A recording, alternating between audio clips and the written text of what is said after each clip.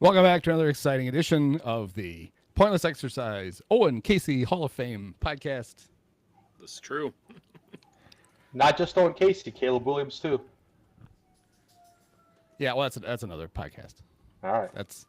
That's not my podcast, but I'm on that podcast. No, that doesn't make any sense. Here to talk Score about producer.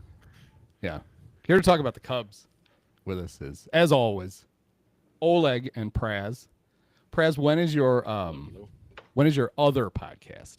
You already done it this week? Been a little bit on hiatus because of my partner's work schedule, but usually we try to shoot for every other Monday or Tuesday.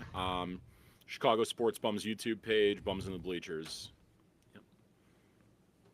All right. Do you guys have plans to do the next one? Is there a scheduled podcast coming up? I'm going to check and see with him about tomorrow possibly, but again, Mondays and Tuesdays are usually his best days, so yeah, we'll see. All right. And also he's not, as would be the same with us, he's not exactly so encouraged to really talk Cubs these days with how things have gone since the trade deadline. Yeah, I don't buy that excuse. I wrote about the Cubs for what, 20 through some years before they won anything. Tough through shit. 2006. You got to do the 2005. good or bad. Yeah. Fans want to vent. Fans want to celebrate. There's always content. Fans Speaking of want to that, vent. That sounds familiar.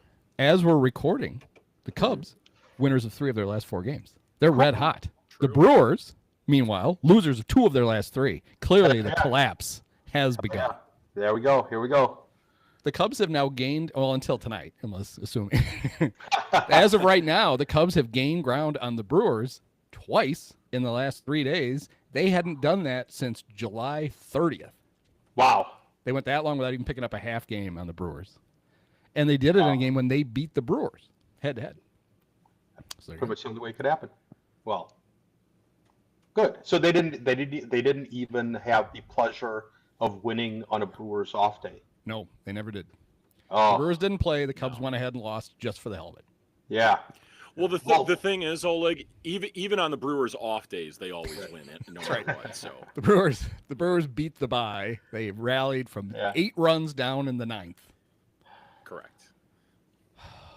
The Brewers. You know, I wonder if they weren't, what if they were like the American League? What if they were the A's?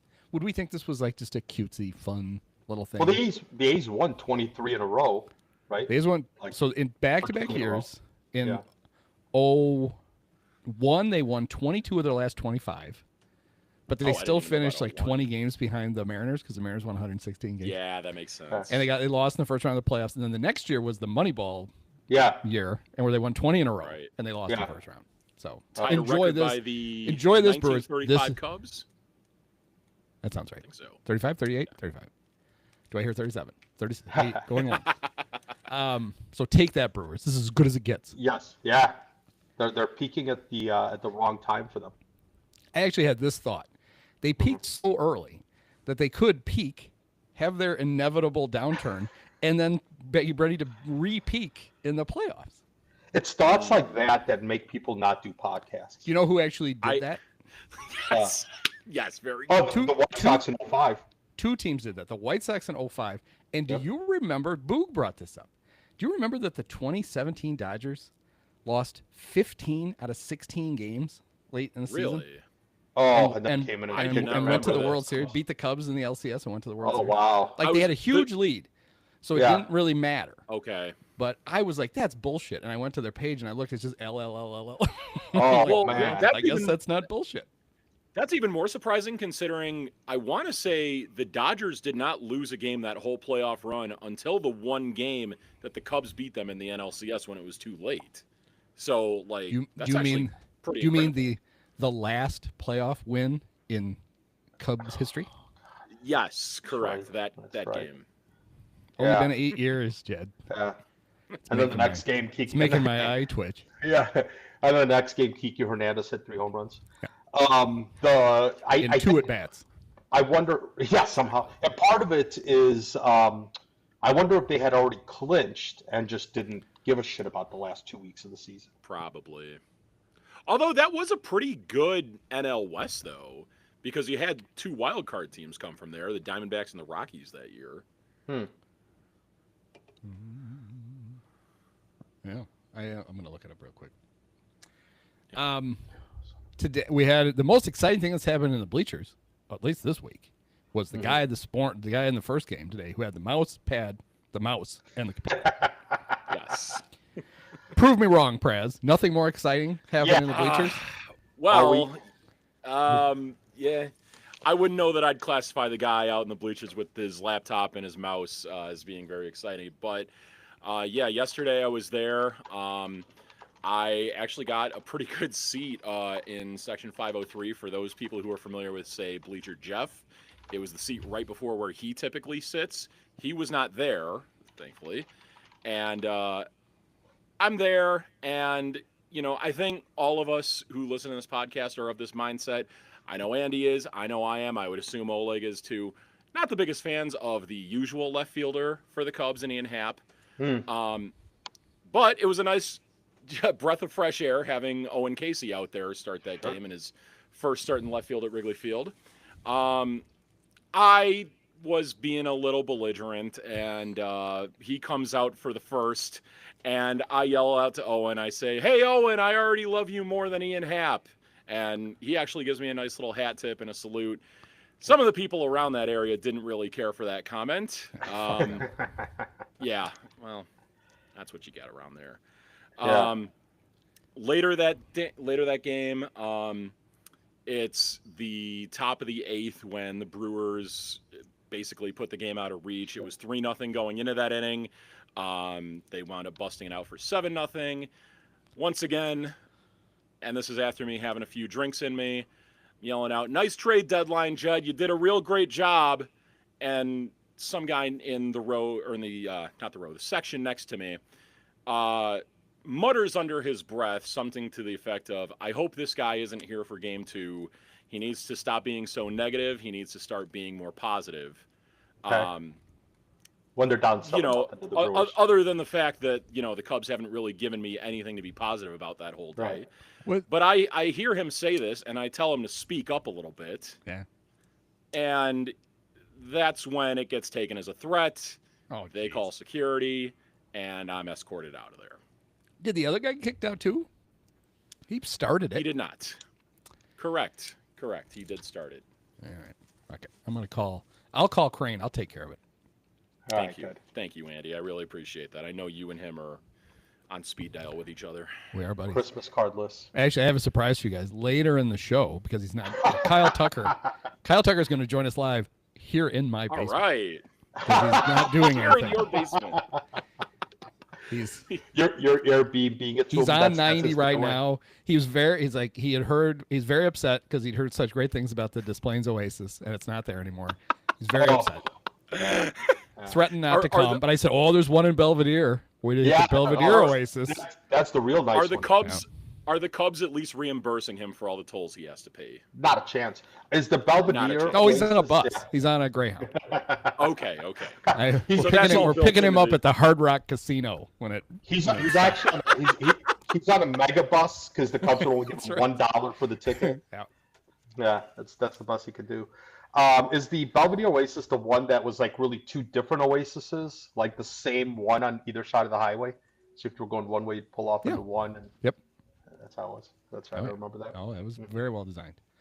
Yeah. Okay, just to wrap this up, on Saturday, August 26, 2017, the Dodgers were 91-37, had a 20-game lead in the West. They then lost 5 in a row, 2 to Milwaukee, 3 in Arizona, 1 a game in San Diego, and then lost all the way till the 11th of September, where their lead had been a big hunk came out of it. They were only up 9. Okay. Let's see. So what were they? So a bigger lead still than what the Brewers have on the Yeah. Cubs. Oh, it could That's still happen. And then so Yeah. they were 92-52, and then they ended up 104-58. So they went what? 12-6. Okay. So they pretty much, yeah. That seemed to be kind of a trend for those Dodgers teams around that time. That like I didn't they would didn't kind of just remember play that. with their food in the regular season. You know. I didn't remember. I remembered one of the Yankee teams went on lost 9 out of 10 down the stretch, and then I think won the World Series. But I didn't remember the Dodger one. I feel do like remember the Sox one because Yeah. I still think there was a game. The Indians, it's the Indians then. Yeah. Right. They lost a game late when Grady Sizemore lost a fly ball in the sun in Kansas City.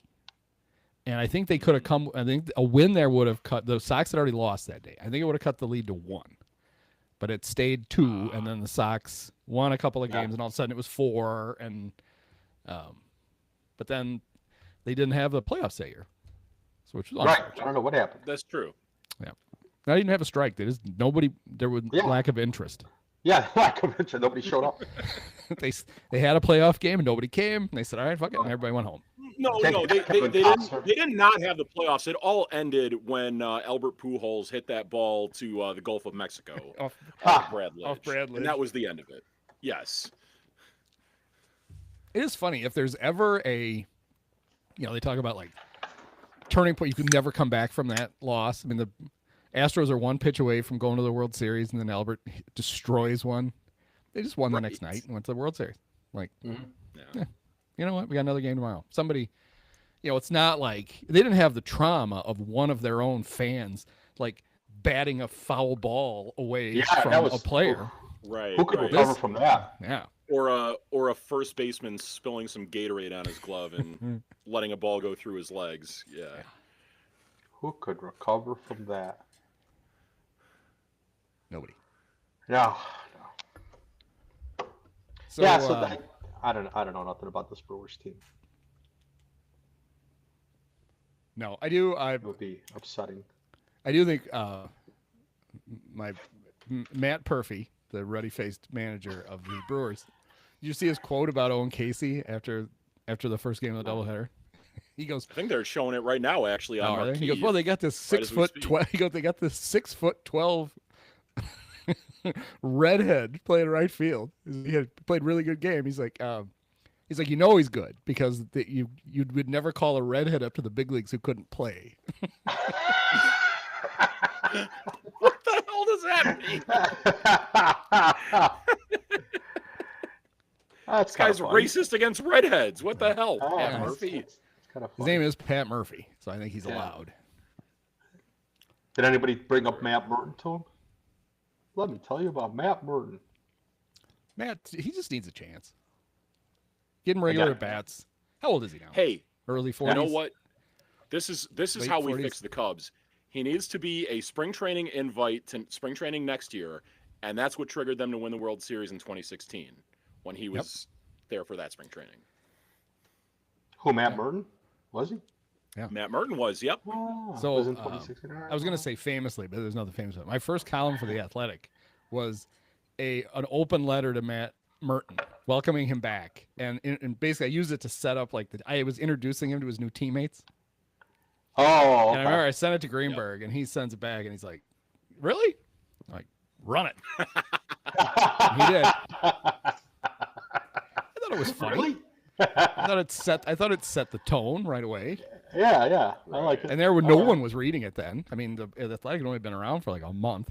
Yeah. I was the fourth person to ever write for it. So. And so unceremoniously shown the door. That's all right.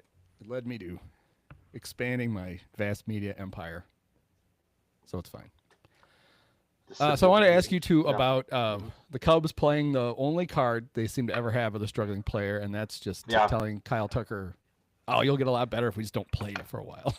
Yeah. It's like, you do know, right, that he's one of the 10 best players in baseball, and you only have him for like another month, and maybe he should figure it out while he's playing, because you really don't have time for this shit. But whatever, Yeah. And I Casey had a great game. Yeah, he could have been playing left. He didn't have to play right.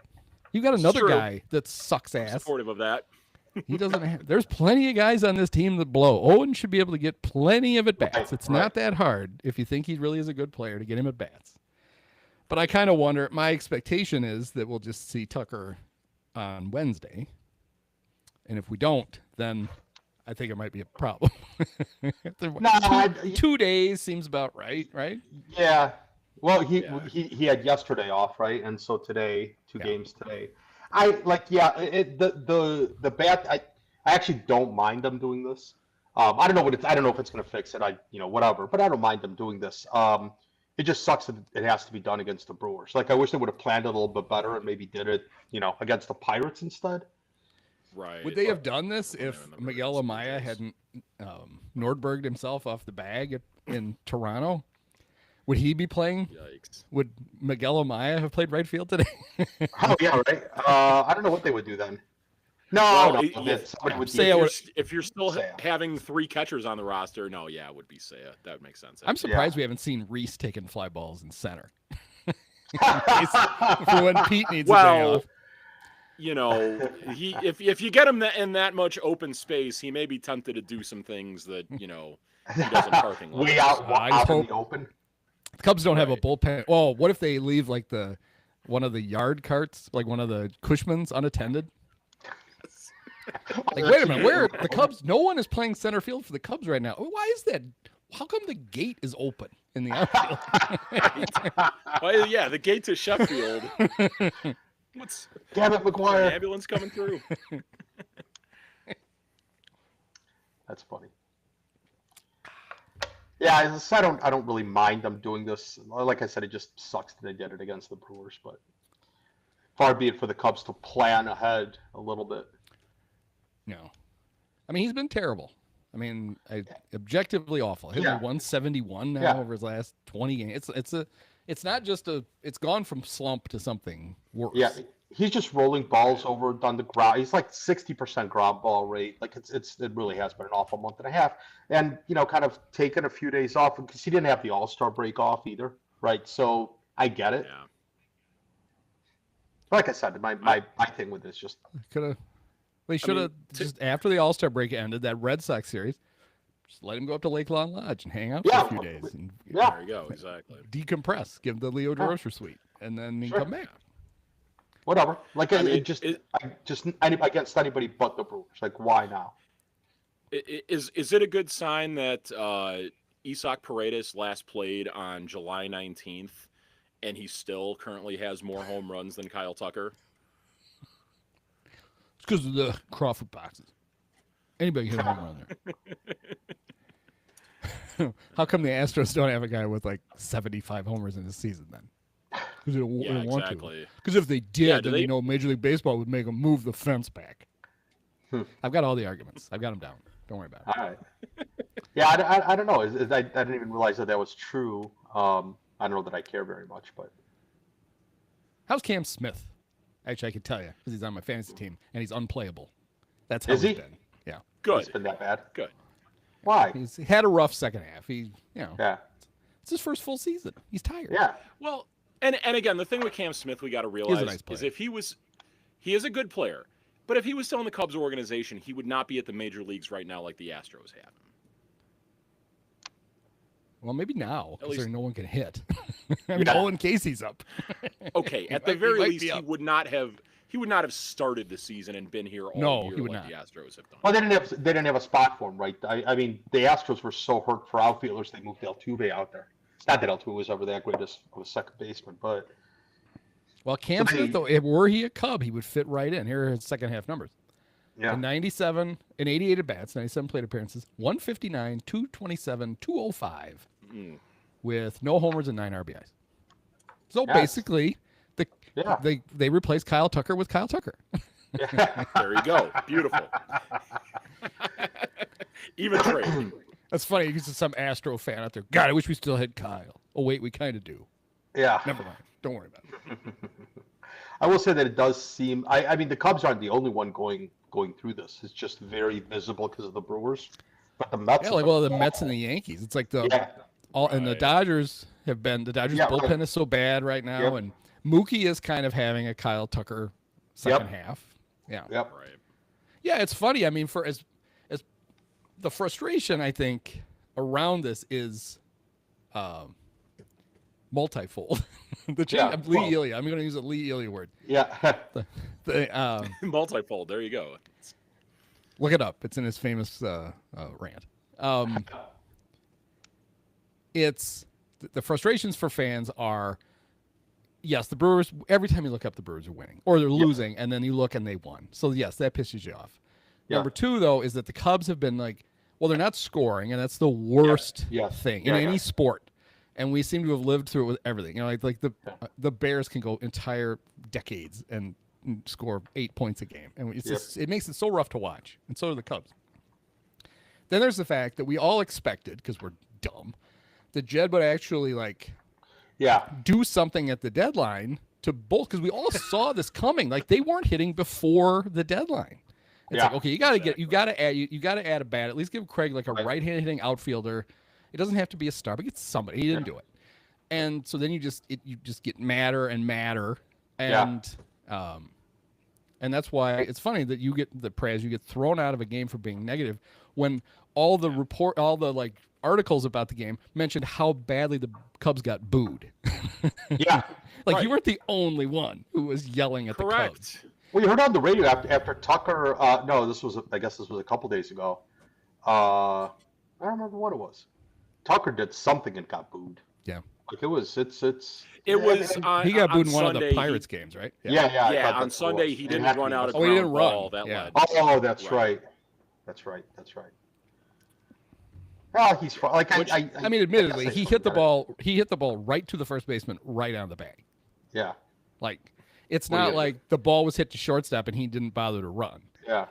It looks bad because he barely got out of the box, and it's like, make it, how about a little something for the effort, But well, especially when you're hitting as poorly as he is, the least you could do is show a little bit of hustle there. But even he took two. I'm not normally. Sorry. I was going to say, if it's right to the first baseman, it's 3 steps and he's got the ball. If I remember it wasn't even that. The ball basically took the first baseman to first base. Yeah. It was, and so, but fans were booing the totality of his work. Yeah. You know what he's done? He's turned into Jason Hayward. Yeah, he has. Maybe there's just something weird going on. Balls. Yeah. It's just a bunch of ground balls to that side of the infield. He's just turning over everything. And the one thing that I did read, I don't remember who wrote it. It may have been Sahadov. One of the things that I did read was that his bat speed seems to have fallen off. Yeah, they're trying to tie it in. Well, it was weird, right? Because I guess that's data that's not easy for mortals to get. Okay. I mean, just to actually we can't go to Baseball Savant and go, all right, since this date, what is his? But it's obviously, and somebody from another team had mentioned that since he hurt his finger, there's been his bat speed has noticeably declined. Yeah. From what they're measuring, they can go to that date and then look at his numbers from then. Yeah. And so they're there really is something. It's not, which actually is, I'm sure it's for him. It's probably good because he knows in his head I'm still good. But for us, it's that's not going to not going to fix itself in 2 days. Yeah. It doesn't do us any good. Yeah. So. Yeah. For those people watching, we did kick Praz out of the podcast. Yeah. We thought he was being too negative. We had an usher come and escort him out off of the live stream. Oh, well, maybe he'll come back. I wonder if I have to let him back in. Well, we'll find out. Yeah, we'll see what happens. Will I get the notice of him coming back too? That'll be fun. I don't know. We'll find out. Yeah. My only witnesses are canines, and they were 4-legged. But watching game 2, I'm literally just watching the game, and Boog is going on about how Casey got his first hit the other day and got his first RBIs in the first thing, and I literally said, "Well, you might as well just hit his first home run." And the ball went out. I could barely finish the sentence. Yeah, it was heading to the. So I'd like to take credit for Owen Casey's first career home run. Yeah, that's cool. Today on the broadcast, because I was listening to Pat and Ron, they were talking about Paul Zerang, the engineer, and I didn't know that he was a music guy, and how people were referring him to Ziggy. And you must have, it must have sounded like George Carlin at his peak was performing. Because Zach Zaidman, holy cow, it was embarrassing. Of all the things, that was the funniest thing he'd ever heard in his life. It's like, don't you have any pride? Holy cow. Yeah, between the weird pauses that he's got in the middle of plays where you just don't know what the hell happened or what's going on. He's describing the play before he tells you the result of it. The other day there was a pop-up. I don't remember what it was. Sorry, this is my bitch about Zach Zaidman segment of the podcast. There was some pop-up, and all he says is popped up. You have no idea whether it was a foul ball. You have no idea whether it was on the infield, wherever. Like all he says is popped up, and it was for a count of 2. And he's like, and the shortstop, whoever the shortstop was, I don't remember what it was. That's bad. What? The Joniak School of Broadcasting. Boog had a good one today. He was talking about when Pete got thrown out trying to steal in the 8th. Yeah. And he goes, one thing that teams are starting to coach their catchers on is to err on the side of the throw going to the first base side of second base, not to third base. Right. Because is that new? I was like, that's exactly my thought. Was like, you fucking think they just thought of that? 100 years ago, they would have thought of that. It doesn't do you any good to throw behind the runner. It's like, God. I mean, he is consistently amazed by the dumbest stuff. My favorite, and it'll never get old, is he is shocked to find out that a player was great at another sport in high school. It just blows his mind that a player athletically gifted enough to play Major League Baseball might have been good at something else. Wait till he hears about Ethan Conrad. I could just picture some coach in the 1930s going, all right, you want the throw to go to the third base side. Manager walking by like, what are you saying? What are you doing? It's like, really? Who's somebody told? Like, I wonder if like scouts and stuff just go, let's see what we can get Boog to believe, and just tell him the dumbest shit. Did you know the first not the dictionary? Boog, do you know that the reason they call the weighted thing they put on bats, the index, are called donuts, is because they used to actually be petrified donuts? And wait till you. Oh, this is good stuff. Let me write this down. Yeah. And you're like, you walk by and go, wait till you hear about the rosin bags. Do you know they used to be, they had an edible one for a few games once? Yeah. I read that. I Googled that. Nephew Perez ate one. Did you know that? Oh, how great would it be if he somehow told that story on the air somehow? Oh my God. Holy crap. Hey, JD, did you know this? What? What are we talking about? Saying to me right now? I read it on Google. It came up. Google it right now. Oh, look, there it is. It is there. That's one of the funniest things ever, man. That's just great. Yeah, it just shows how confident you should be in AI that it couldn't tell a parody thing about Nephew eating the rosin bag because he thought it was a snowball. I mean, to be fair, it's all right. Not to defend AI, but it did the right thing. It's out there, and you can't tell if it's parody or not. It's out there. Flaw though, right? Shouldn't it look for? No. Couldn't it have looked for maybe a second source? I don't think anybody else ran with it. Yeah, I don't know that's how that works. It's not a journalist, right? It doesn't. Well, clearly it's not. So for an article I wrote on Monday, it was just one of those things that I was like laying on the couch on like Friday, going when the Cubs. Which one was that? Was that the one where they lost the lead and then Palencia gave up the home run in the 9th or whatever in the top and they lost? Yeah. And I was just like, when was the last? And no one, because we'd seen the stat that when they fall behind, Perez is back. He's gonna be on his phone, I think. So brace yourselves out there for this. Can't wait to see this. Just knowing about that, fellas. My bad. So it's just a feeling, right, that they never come back from this. So I started looking, and then I had to go back. Well, actually, what I really wanted to know was during that span when the Cubs lost 18 in a row, when they fell behind at any point, what did the Brewers do? And the Brewers, just because baseball is symmetrical, during that time the Brewers had 18 come from behind wins. Holy the Cubs cow. had none. There were none in the Brewers. Cow. But then I also got to thinking about, this was actually when they kept the game they won on Sunday, where they kept loading the bases and scoring one run. They did it 4 times, so they won 4-3. And I was like, Oh, that was man. the last time they scored 2 runs in a game. And that was so depressing. They did it. In the first 131 innings of August, they scored more than 2 runs. 2 runs. They scored 2 runs in an inning 8 times. That's it. In 8 innings. Brewers had 33 of those innings. I know you posted on Blue Sky the stat about they hadn't had a 3-run inning until today in August.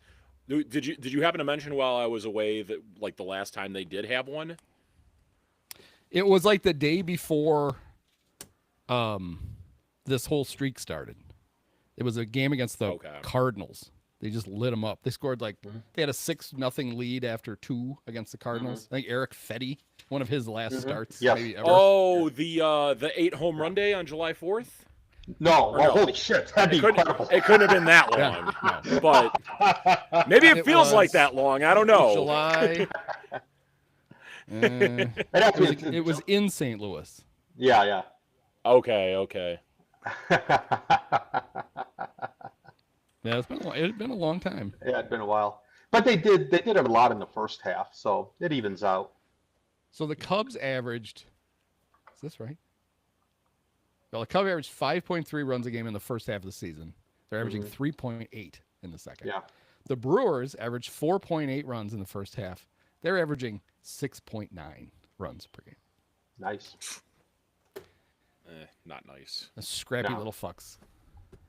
And I like how people are like, well, the reason they do it, and the example was Casey in the game 1 on Tuesday threw home when he clearly wasn't going to be able to throw the guy out, and then like one of their gritty little fucks, Terang or whoever, got to second and was in scoring position, and then they scored 2 runs scored on the next hit instead of 1, and they're like, well, that's why the Brewers win games. It's like, yeah, well, I mean, the Cubs do that too. Right. They're actually good at it. The problem is, for the last month, nobody's been on base to do it. Right. And what they have done, players on base, like to your point, like scoring 1 run with the bases loaded in 4 consecutive innings, like you got to break through in one of those. So it's not you're not scoring in bunches, you're not getting big hits, it's frustration after frustration, and everything happens at once. All of the star players went into a slump all at once, like everything just happened at once. Well, and I can see why they don't want to get on base. But being on base has been dangerous for them. So this is true. Game 1, yeah. It all started with Dansby beating out that ball against the Reds, but not actually touching the base. That was misadventure number 1. Then we had John Birdie stealing second, but his little oven mitt went up a 1/4 of an inch over the bag, so they couldn't overturn it. That ended up caught. And then the very next pitch is a single that would have scored him to tie the game. Then we had Miguel Amaya trying to commit suicide at first base in Toronto. That thing is still, now that we know he just sprained his ankle, now it's hilarious. Yes. I actually laughed at the time, like out of like horror and entertainment. I've never seen a guy like fly up in the air like that. Yes. It was. That's why I thought of Nordberg going down the. That's the only thing I could think of was his body just flying through the. I'm like, what are you doing?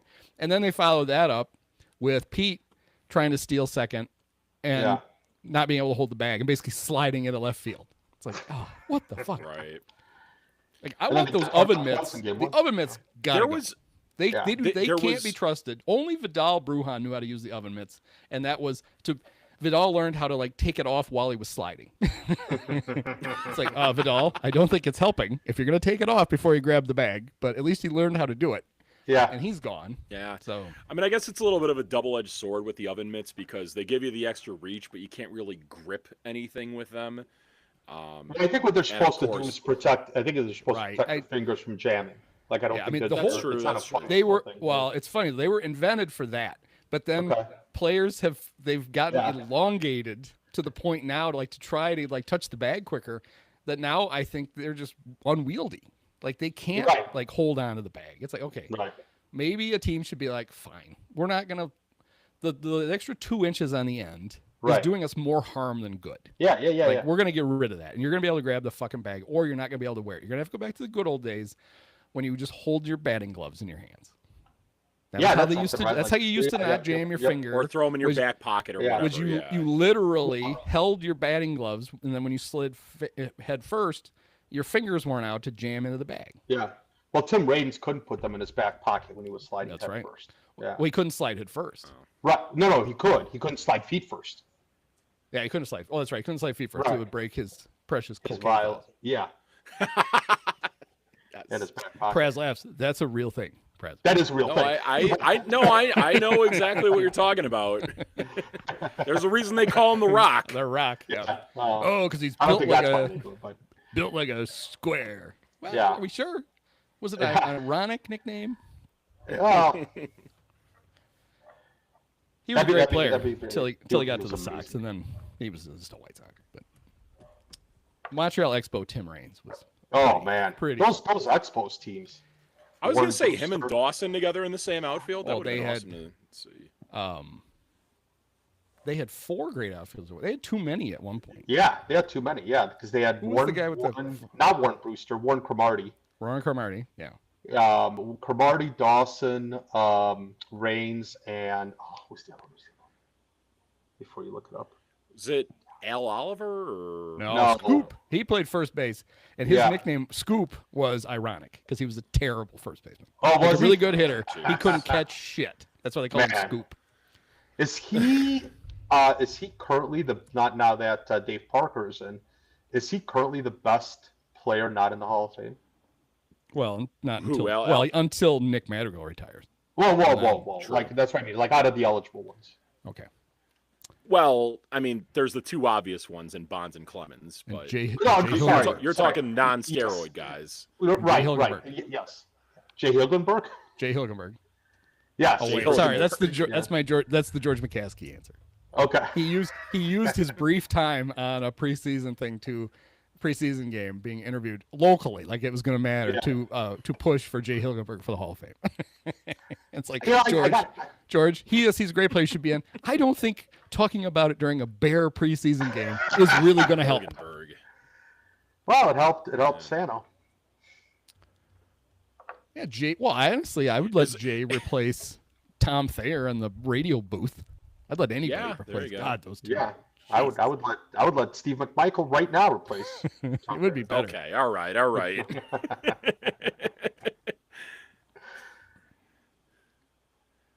man. All right, I'm gonna look up. Yeah, I'm distracted by Expo outfielders. Ellis Yeah, Valentine. that's right. Ellis Valentine. Ellis There Valentine. we go. That's right. He was Yes. really Ellis was really good. Yeah, I didn't Dawson, like- Ellis Valentine. They had Ron LaFleur for a while. Well, that was but that was before. I think that was before. Because I'm talking like the early '80s. I think Ron LaFleur was kind of LaFleur late was 70s, 80, right? yeah. Oh, And was then he? Yeah. Okay. That's before. That was after. It was year in between his time with the Tigers and the White Sox. He played for the Expos for 1 year. Ron LaFleur. Yeah. Oh, yeah. Okay. Um, Yeah, but those were. I don't know what year he got. Him and his wife got arrested for.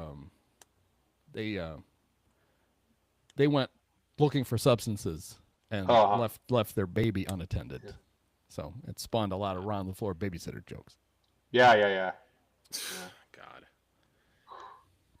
The '80s So were a crazy time in baseball, man. Dale Berra of our there. people was a cokehead. Yeah. Dale Berra. Man, crazy times. I'm surprised nobody's done. Maybe there is. You think there's a documentary 30 for 30 on that Pittsburgh drug trial? Because it was crazy There shit came out. should Like be. the Keith Yeah. Hernandez thing. I mean, it's funny. That was like too much for the Cardinals to handle. They had to trade him.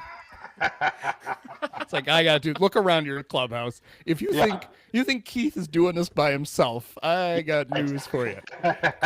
Correct me if I'm wrong. Is that not what led to Daryl Kyle's untimely death? Didn't they find that in the toxicology reports after? Oh, I don't remember. it was weed, so it didn't. Okay. Was that what it was? Yeah, he had weed in his system. He didn't Oh, take any for drugs. fuck's sake.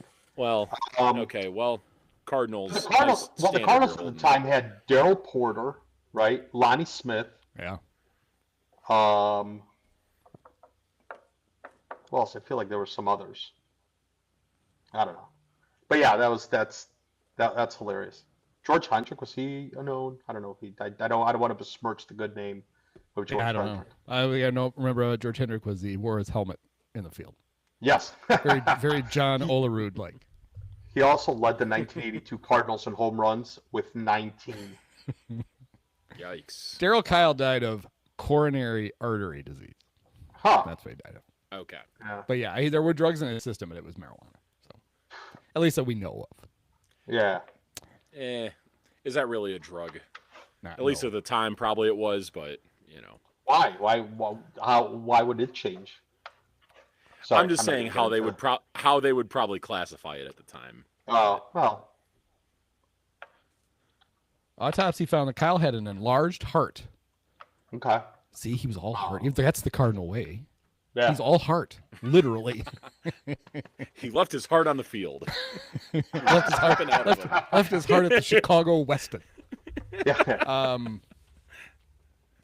Later to be joined by 2 of his coronary arteries were 90% blocked, and there was a blood clot in one artery. Oh, Kyle's wow. father had died from a blood clot in 1993 at 44 years old. Wow. Did Okay. Kyle pass? Wait, what was I just thinking? What year did Kyle die? It was in the early 02. 02. 02. Okay. Okay. Yeah. I remember I was down by the lake. I don't remember what I was doing down by the lake, and I heard about it. The Wikipedia entry actually has Joe Girardi's the text of his on-field announcement in it. Oh, wow. Excuse me. Why? I thank you Excuse me. for your patience.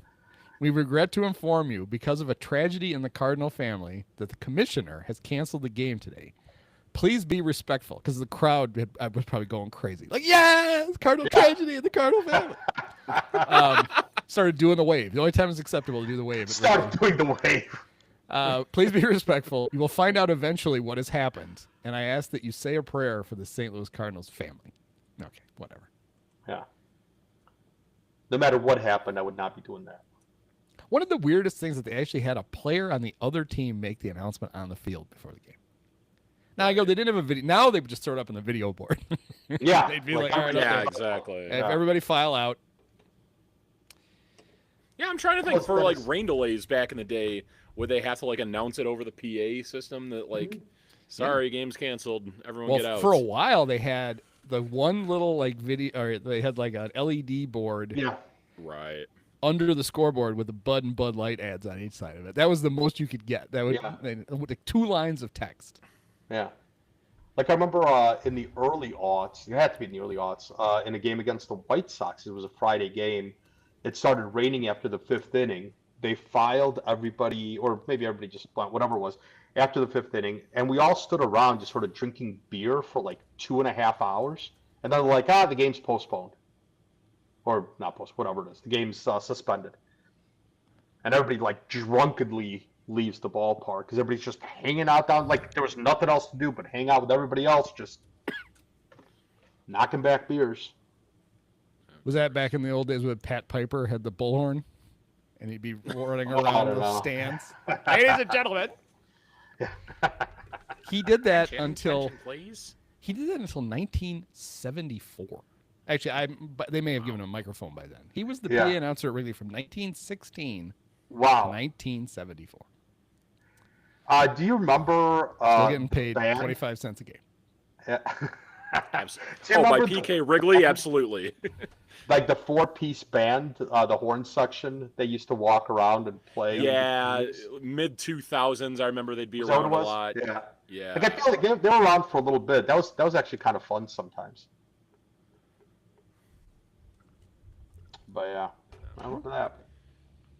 Anyways, you know, going back to what we were saying about like the Cubs base running mishaps, you know, Pete had the really bad one on Friday against the Pirates, and I'm gonna do a podcast tradition of dumping on Ian Happ once again. Good. But the inning right before, Ian Happ was thrown out trying to steal a base as well, and I believe he may have started his slide a little early, and that's what slowed him down.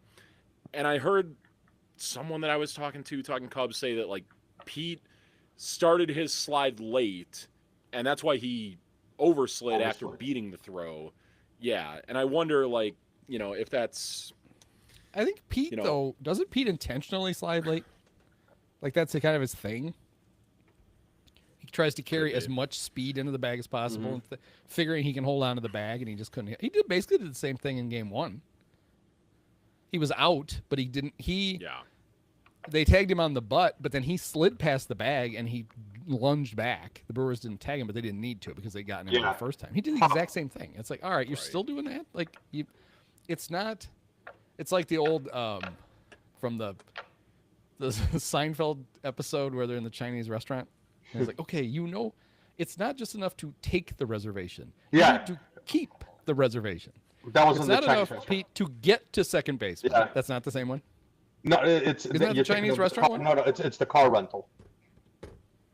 Oh, okay. But you're Oh, talking you're about right. the car I rental. can Yeah. picture it now. Yes, Because his yes. girlfriend is running the cart, right? Yeah. And he's just being a smart ass behind him. Yeah. Yeah. I don't know if That's that's not. right. But yeah. That's not cart ride. Yeah. Cart ride.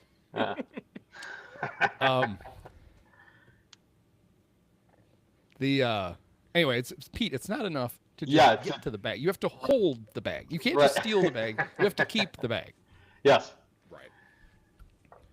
Well, I mean, and the disappointing part about it all is like when Pete and like basically the rest of the offense, but when Pete was like carrying the offense while they were smoking hot, Yeah.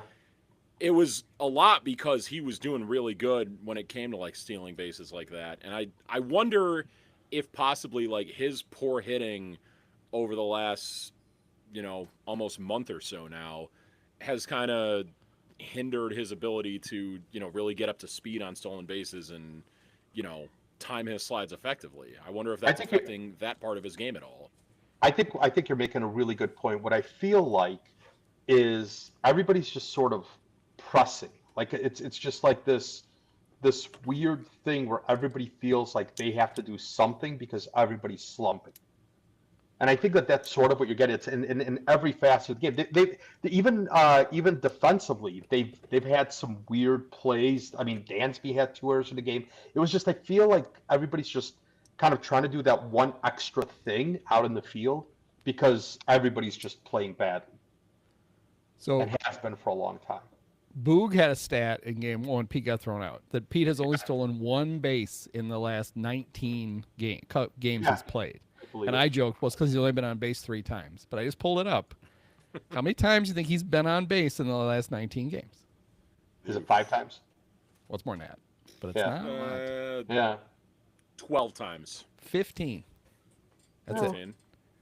Yeah. That's a 271 on base average. Yeah. So, Yikes. and how many, Wow. let's see, 4 doubles. So unless he's going to Yeah. steal third, no homers, no triples. Yeah. So he got himself to first base in all those games 11 times. Yeah. You're not going to steal a lot of bases in 11 times being on. And we don't even know how many times he was on with it's the Cubs. So, they do. They get guys on base. They just never score anything. Right. So he may have had somebody standing on Right. second base in front of him for a bunch of those Right. too. Right. That's true. And, yeah, that's right. And especially hitting fourth. I would imagine. It just and they get behind, and I think a little bit to your point, like they're not coming back from anything. So It really just bodes well for their playoff prospects that they can't handle a slump. When they start to slump in August, they start like tensing up. well, It's like these games are going to get more important later, guys. Yeah. You might want to learn how to handle adversity now because you're going to run into real stuff in the games that matter. Right. I don't think like they've had bad games in the first half when they've been able to come back from those bad games. Right. They still haven't lost 4 in a row all year. Is that right? Do I have that right? Like they're still a little like, but this is more than a slump. Like now you're talking about a month and a half worth of games, and that's kind of a big deal. Yeah, That's they've actually just- wasted a fair amount of good pitching. Mhm. Like the reason they've been able to stay 500 during this is that they really, for the Yes. most part, have pitched really well. Yes. Every once in a while, the bullpen blows up, and every once in a while, but they pretty much get a good. They usually get an acceptable their bar. They almost always get like an acceptable start. Every once in a while, they get a bad one, but not very often. The pitching keeps them in the game, and I think honestly, it probably leads to more frustration. Like it almost forces you to watch the whole game because they're in it, and then they lose it. In the end, you're pissed. where it's like, you know what, just fall behind 8-0 in the first once in a Yeah. while so we can watch something else. Well, And we'll once in a honestly, we'll be while. less pissed the next morning. Yeah, yes. Because we will Yeah. have watched, we'll have watched a movie instead of you. Right. It's crazy how like every game is like a microcosm of like what who was that like Marlins president who like made that Oh, David comment on the Sampson? radio a few years. Yeah, saying like the goal is to always be in second place to keep like fans interested. It's like every game is a microcosm of that at this point. Well, yeah, it's funny, David Sampson, he's on, Pablo Torre has him on his podcast a lot. Yep. And his interesting conversations with John Skipper, the old ESPN, speaking of cocaine, really? the old ESPN head of ESPN. If you look at John Skipper, he'd be the last guy. He literally was using cocaine for like not to get high, but because to stay awake. But he got busted, and people believed him because they'd been around him. Like I forget, like his drug dealer got busted and his name was in the thing, but he got fired because that's how they found out that Skipper was buying coke. He's like a super nice guy. Everybody loves him in ESPN.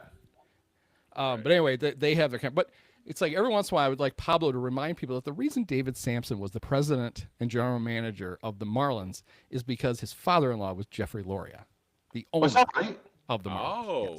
did not know that. Jeez. Yeah, he's the Holy son-in-law. cow. Oh man. Wow. That's bonkers. All right. So we had closer crisis over the weekend because all of a sudden Palencia gives up a home run on Friday that he doesn't. Then they have save opportunities Saturday and Sunday. He doesn't either time. It turns out he had the poops. He couldn't pitch. He had the poops. What's the poops?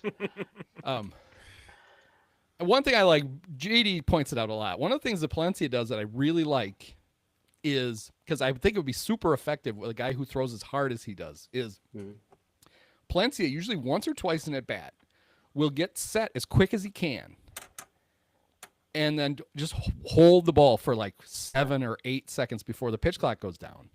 Because if you're the batter and you think you're going to see a 102-mile-an-hour fastball, you have to just get tenser and tenser and tenser while you're waiting for him to throw the damn ball. It's really effective. He doesn't do it all the time. Sometimes he goes fast. Right. But he did it. He was doing it to the Brewers a bunch in the 9th inning in Game 1 on Tuesday. Okay. We're just holding it and making. You could almost feel them get uncomfortable because it's like, just pitch it already. God damn it! Yeah. I like that. You don't I like see a lot it. of guys monkeying with the pitch clock like that, but it seems like that really would, especially if you throw hard, that really would be effective. I think. Why do they make the hitters get in the pitcher's box with 8 seconds? Like that's a long time. Yeah, and that's Why what he not does. He takes just advantage of that. So he'll 5 seconds. he'll be ready at 8. So now there's 7 Right. seconds of you just Yeah, staring yeah, at him. yes, yeah. And That is most somewhat- hitters do that beforehand, right? They get in well before 8 seconds, so they don't get the strike, right? So a lot of hitters will stand there for 10 seconds. Yeah. Yeah. Well, don't you That- have that to? is- Aren't there like different levels? Don't you have? They have this stupid thing. Doesn't the batter have to like look at the pitcher Yeah, before something like 8 that. secs? Like Right, that's like, so they don't quick as pitch long the as you do batter, that, you're yeah. fine. Then you can just. But the pitcher can throw it at any, if he's set, he can Right. pitch it at any time. So you can't dick around the box. But there's they fell into a rhythm pretty fast of like getting in the box, doing the thing, and then just hitting like normal. So they do it the same enough that when somebody does it different, it's noticeable. And so I like that. I'm amazed They it's a do- Cub that does it. You'd think it was just Umpires happening to have- them. Because umpires have started warning the hitters about looking at the pitcher. Right? You've seen that. I've seen that. One Yeah. of the Pirates games, can I get think a- Reese McGuire got screwed out of that. Like Yeah. there was he had 2 strikes on him. He called time, and then I think he didn't look at the pitcher in the eyes, and like the umpire called an automatic strike Yeah. on him, and he was Yeah, out. they don't have to Okay. warn them. They can just call a strike. Yeah.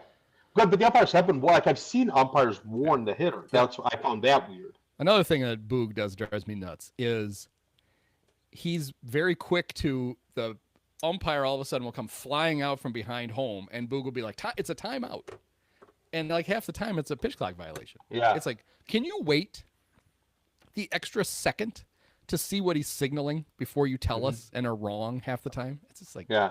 you'd think if you fuck that up once, Right. you'd be like, "Oh, I should probably wait." But Yeah. Yeah, this Boog this is the is- same guy who JD literally explained to him on broadcast that it's only a foul tip if the catcher catches it, so he doesn't have to say Right. into the mitt, and he still does it. Yeah. I want to go hug This Jim is DeShays. the- He literally took like 2 minutes out of a broadcast to explain to Boog on the air that he didn't have to say into the mitt, because if Today- it's a foul tip, it has to be caught. Yeah. This Today, is what we lose by. I'm sorry, Oleg. I don't. no, wanna it's cut you good. off, Go, but go, go. This is what we lose by not having the occasional game where Pat will come over and call the game on TV, because as the radio guy, he's learned, very well and very professionally, just let the play happen. You don't have to say it immediately. You just can let it play out and then call the play Yeah. after it happens. And then give us the result of the play and then tell us what happened, right? Give us the result of the play, like pop out to shortstop, runners out. Oh, and it was a great play by the shortstop as he ran left, whatever it was, right? Which is the opposite of what Zaidman does. Zaidman calls the play as it happens, gets it wrong 25% of the time, and then still doesn't actually tell us the result of the play until well after the play is complete. And it's annoying. And then has these weird pregnant pauses in the middle of it. When Pat would do the occasional marquee game, Mhm. he still does it like a radio call. Like he Mhm, noticeably would talk a lot more than you were used to. But it was Pat, so nobody cared. But also, what's he gonna do? Like, he's gonna do like 8 of these games a year. He's gonna like completely change the way he does the game. So there were people complaining, "Why does he have to talk so much? He doesn't describe everything." It's like he's Just let him shut up. It's Pat. Yeah. Exactly. It's Vince the Hall of Scully. Famer. Oh, okay. I guess I'm a little bit ahead of you. Wow. Yeah, I like Vince Scully did that, right? Like he just, I mean, he did. Was Vince Scully one of the ones who did radio and TV at the same Yeah. time for a while? Yeah. Forever, it was- for a while, and then his last, well, then towards the end, I Mhm. think the Dodgers simulcast the first 3 innings, Okay. and then like Charlie Steiner and Rick Monday would take Yeah, over yeah. on the radio. And Okay. Vin was only doing home games by then, so they were doing all the road games. Yeah. But for Gotcha. a lot of time, he was in Yeah. LA once he started doing TV. Vin was the whole thing. Yeah. He was by himself So doing good. TV and radio at the same time. I Kind of was like living the when I- old the Bulls used to do that with Jim Durham and Johnny Red Kerr. They were the radio that right? and the Oh, for a really? while they were the Nice. radio and that was also noticeable because Jim Durham was describing everything on TV and you're like, for fuck's sake. And then you realize, oh, he kind of has to Yeah. because half of his audience Yes. can't see what's happening. But there's why? Because they're blind. I'm just kidding. But there's a there's an in between there that Vince Scully was really good. I mean, it's Vince Scully, right? But there was just you wouldn't know that he was doing the other one. No. You wouldn't know that he was doing the other one as That's true, yeah. It was just He- it was wonderful. Like when you were He- listening to him, whether you're watching him on TV or on the radio, you think that that's all he was doing when he was doing. He was just good. I don't know if everybody knew that, but Vince Scully's good. I mean, It was good, yeah. yeah, I don't know. it did help. It did help for most. Breakthroughs. I think damn near all the time he was a Dodger announcer. Maybe there was other times, but that he was like solo in the booth by himself. Yeah. So Oh, he it never was had a super- partner with the Dodgers. His partners were only when he did national really? stuff. Yeah. Yes. Yeah, it was, Oh, all, when it was just Vin. When I first moved to Denver, when I lived in Denver for a couple of years. Well, and I got- sorry, but Yeah, sorry. then the 2 years that Nipsey Russell did the games with him. I forgot about those. Then Tom Well- Dreesen tried it, and he was too much of a Well- Cub homer, so then they just went right back to Yes, this. there you go. Wait a second. Are you Well, do you- serious? No. Do you Would have been great. do you remember? Joining me this season on Dodger Baseball, Nipsey Russell. Do you guys remember at all any of the? So they weren't the MLB The Show video games, Okay. but it was like the same franchise. For the first few years of that video game franchise, Vin Scully was the broadcaster in those games, Alright. and he did actually have a partner in that game, which that was kind of my first introduction to Vin Scully, honestly. And so when I went and actually heard him call a Dodgers game for the first time, I'm like, okay, where's the other guy in this booth? Because the MVP baseball games had Dwayne Kuiper and Mike Krukow on Yep. them. That was my And first that's just exposure the to Giants those two. booth. Yeah. Okay. Yeah. Yeah. And then Lobster Cola. you I can still hear Dwayne's Lobster Cola ad reads. Lobster Cola, yes, exactly. But I mean, you you move on to hearing Vin Scully in real life, and it does take some adjustment to hear him just solo when your first experience with him is him. Even Were like you disappointed? No, not at all. Yeah. even people like people our age, Oleg, we knew Vin. He always had a partner. It was Joe Garagiola. Yeah, he did football for CBS. Yeah. I don't remember. I think it might have been he might have had Hank Stram for a while. Okay. His last football game he ever did for CBS was the Montana to Clark. Oh wow, in '82 The or catch. '81. That was his Yeah. last. He stopped wow. playing football after that.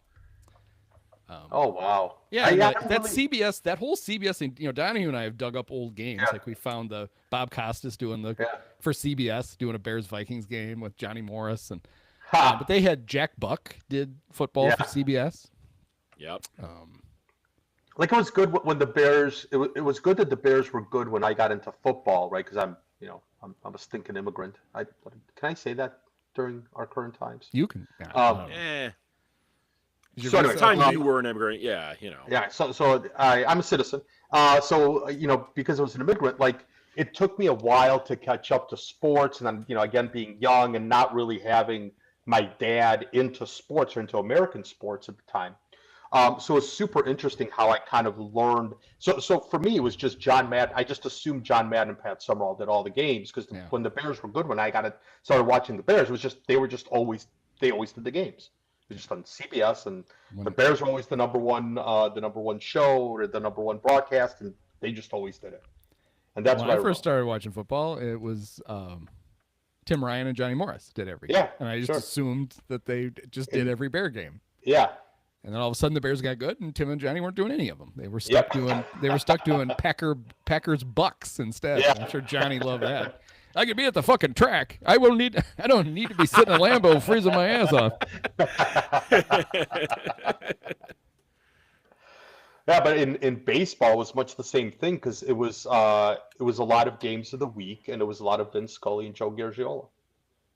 And that's probably and then Monday Night Baseball. Did Howard Cosell do those? Yeah, they had their lineup changed all the time. But Howard did a lot of it. Yeah. Euchre did them for a while. Yeah. The best I used to love. Al Michaels did a bunch of them. Remember in the middle of those games, both in Monday Night Football and Monday Night Baseball, they would do "You Make the Call." Yeah. I used to love those. That was which oil company was that sponsored those? Yeah. But yeah, and it was amazing because now you'd have seen the highlight like 1,000 times. You'd be like, oh, of course, but we hadn't seen it. Like there was genuine drama, and you make the call. It was amazing. I don't know, is he out of bounds? I can't tell.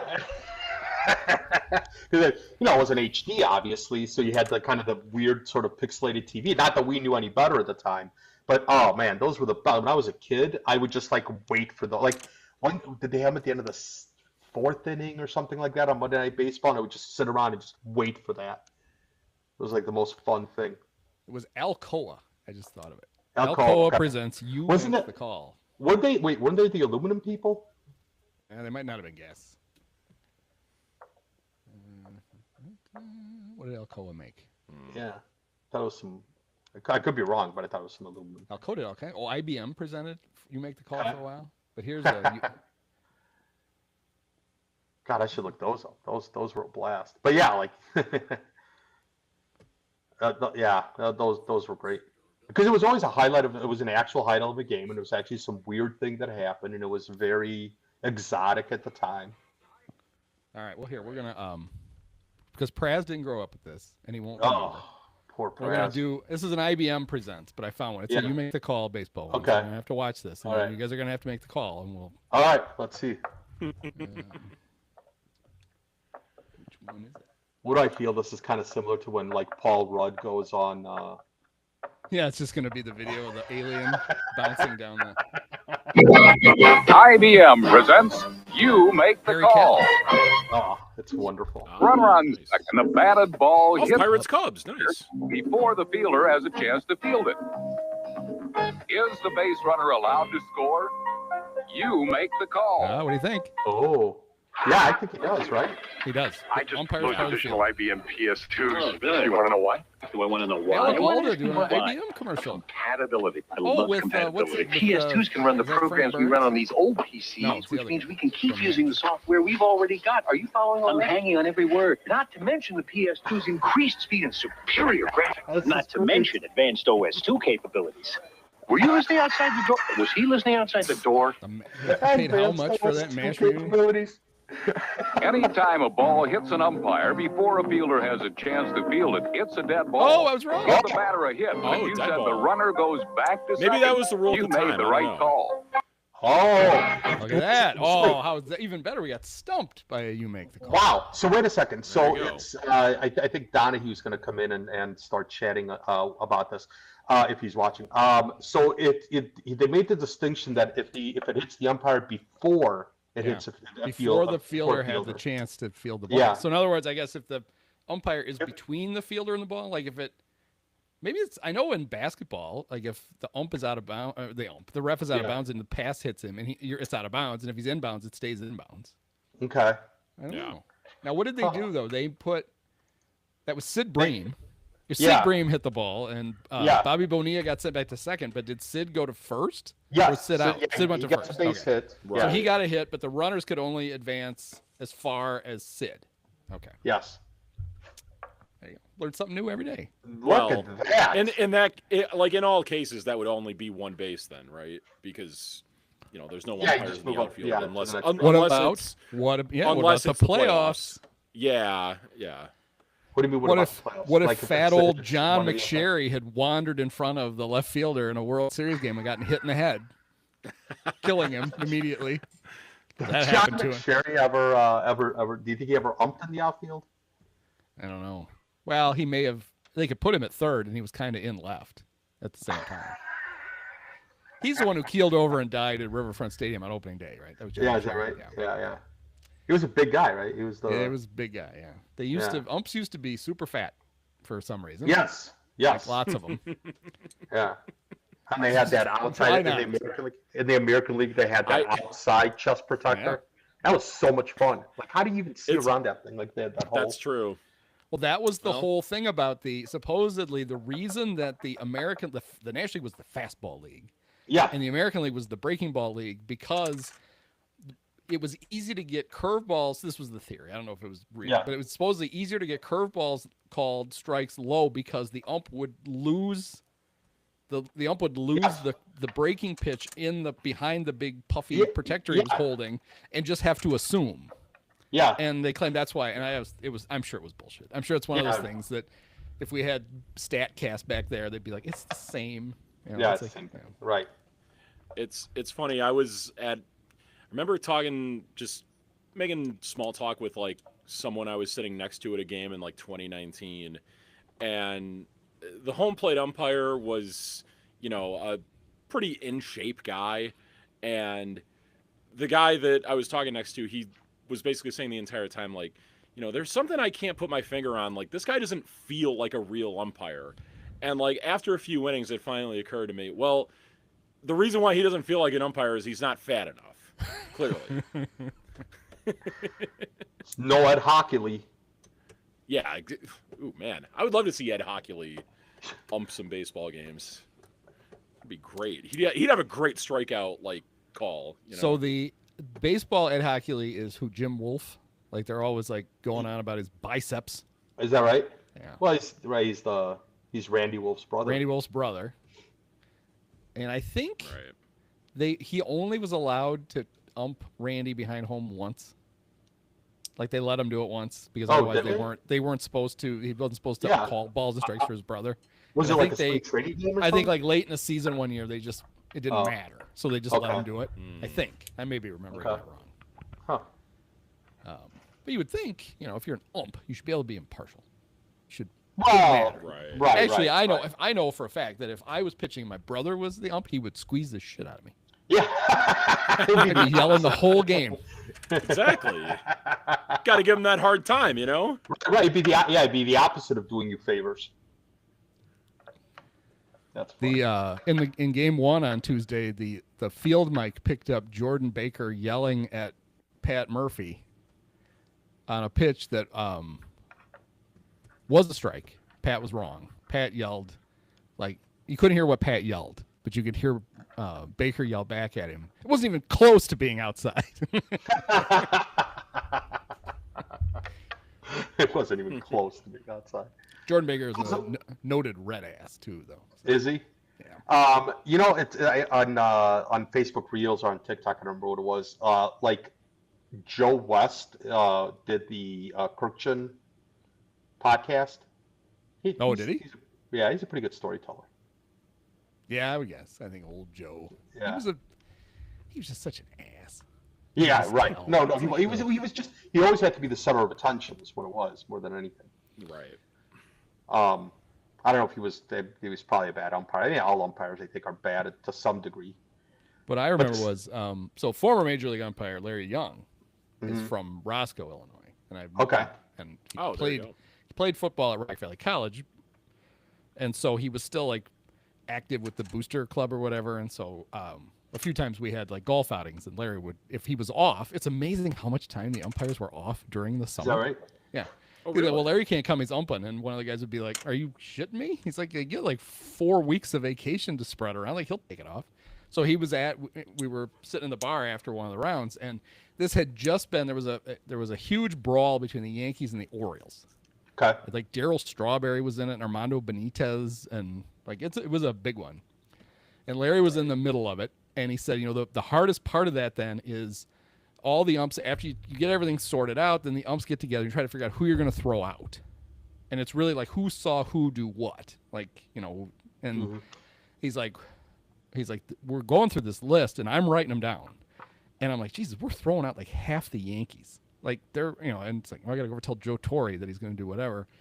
And I think Davey Johnson maybe was managing the Orioles, and they only lost a couple of guys. And Larry says he goes over to tell, he goes to Davey first, and he tells him, Davey's chewing his ass. I can't believe it wasn't our fault. We didn't start this fight. Blah, blah, blah. It's going on and on and on. And he goes over to Joe then, and he's like, okay, so he's like, okay, your pitcher is out, and 2/3 of your outfield is out, and most of your infield, and Joe's just kind of like, okay, whatever. He just goes back to the dugout and figuring out who to put in. Oh, that's hilarious. That's good stuff. Yeah, I think those umpires sort of like ever since who was Luciano, is that his name? Wrote the book. That's all fun stuff. They have good stories. I wish I could remember the story that I heard that made me laugh. I don't know, was it today, yesterday, that Joe West told about? It wasn't about Johnny Bench. I don't know what it was. But yeah. It's about how many about Johnny could hold 8 balls in his hand at once. How did he get those 4 guys to stand so close together? I think I've used that joke on this podcast before. But, do you remember that famous picture of? Yeah, there's a famous picture of John, like literally holding like 6 Really? baseballs. Oh, jeez. Because that's when you said I don't remember you saying that on this podcast. You may have said it somewhere else. But as soon as you said Johnny Bench could hold 8 balls together, I'm like, my first thought went to, how did not in that exact joke, but it must have something to do with 4 guys in the same room. Yeah. But I'm bummed. We're gonna have to count these. The amount of balls. Oh man. There you 3, go. 4. I guess I see it's it on Reddit. 7. 6. It's at least 7. One. Is it? Well, that's awkward now. So one guy only Oh, gets. yeah. Yeah. Well, I mean, okay, if it so doesn't it's fit, it doesn't fit. it's 3 players and Darren Jackson Or John Kruk or Michael. or Jameson Tyone. Oh, there you go. So yeah.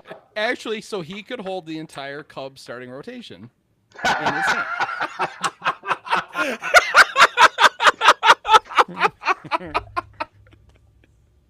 He'd be a great catcher for this rotation. Yes. Oh man. Oh, good stuff.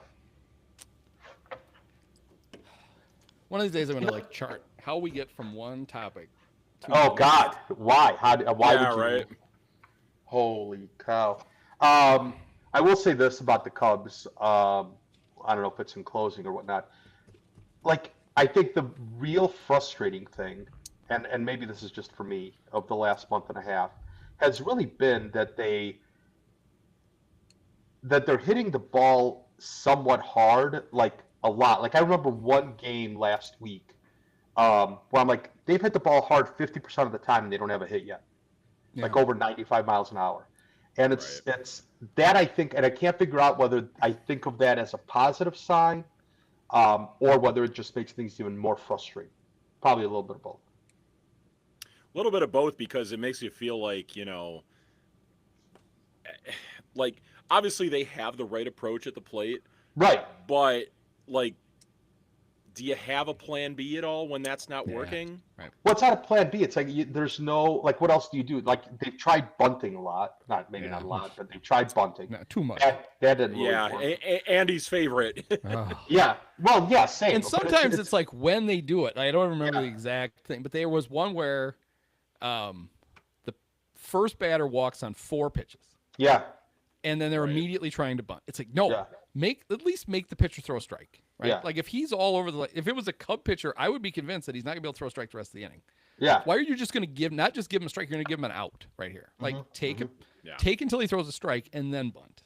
And not try bunting, because you should be able to bunt on a single pitch, and even if you don't, fine. And then they had the absurdity with Pete the other day where they have a runner on first, Pete tries to bunt, there's a wild pitch, the runner gets the second, Pete still bunting. Like the runner is in scoring position now. Let Pete hit. Yep. You're just going to give an out to move him to third, and now you're only going to get 2 cracks at it instead of 3. Why are you doing that? Here's what I'll say too about the whole bunting thing.